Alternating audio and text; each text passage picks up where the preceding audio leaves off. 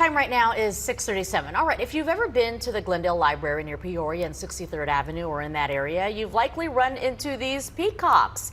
Now, they aren't native to Arizona. They were originally brought to our state in the 1930s.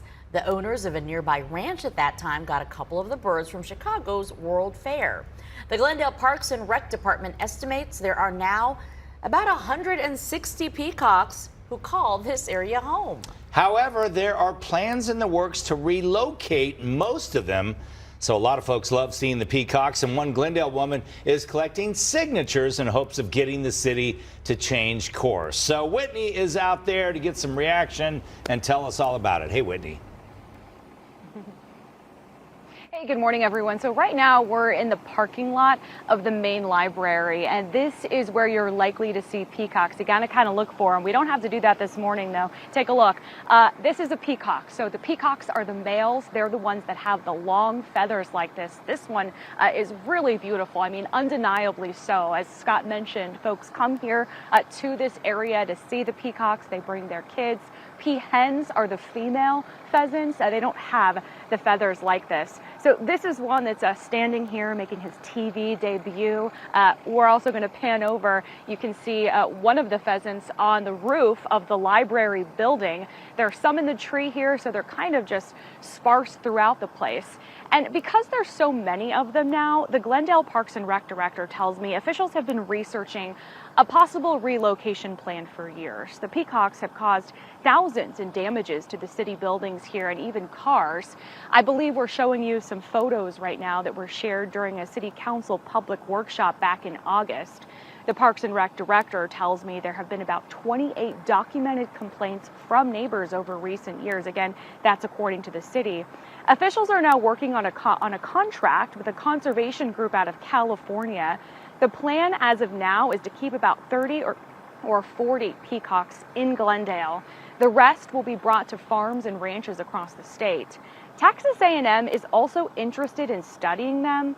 Now, the city insists they would all be treated humanely and would not be part of any surgical experiments.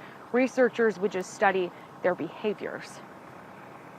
They've been here for years, so the population has grown. And over the course of time, it's just become to where we've gotten more concerns from the neighbors. The population has grown so much that it's pushed the peafowl into other locations. They're into the parking lot of the Glendale Main Library.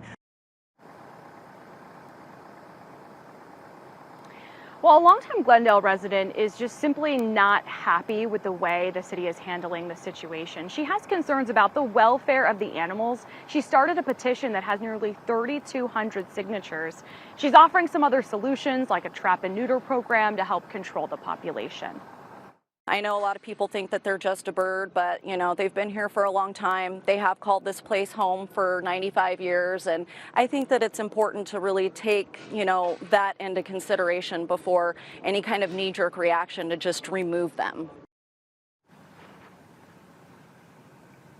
So this is a live look out here in the parking lot. This peacock is still kind of hanging out with us. Likely it was just looking for food just a moment ago. They do ask folks not to feed the wildlife here in the parking lot. Now, as you just heard, that woman is very passionate about the peacocks here and their welfare and what happens to them next. Now, just to reiterate, now there still would be about 30 to 40 here that people of the community could come and see.